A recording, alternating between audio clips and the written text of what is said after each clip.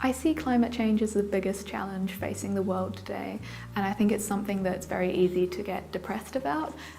but as young people I think there's so much potential for us to take action in our individual lives and to demand wider scale change, and I love to see young people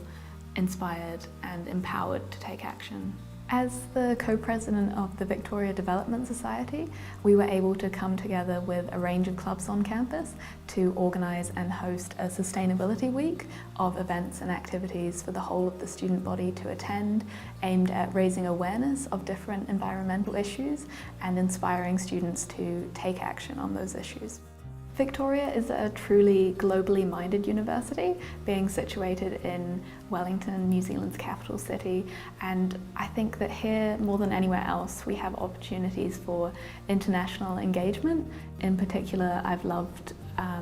participating in the Victoria International Leadership Program and attending seminars related to sustainability and environmental issues and other global issues that have some environmental aspect. I'm really proud of eating a plant-based diet, and that means no meat and no dairy, because there's immense scientific literature to show that avoiding meat and dairy is the biggest impact that we can make to our carbon emissions, but also to our wider environmental footprint.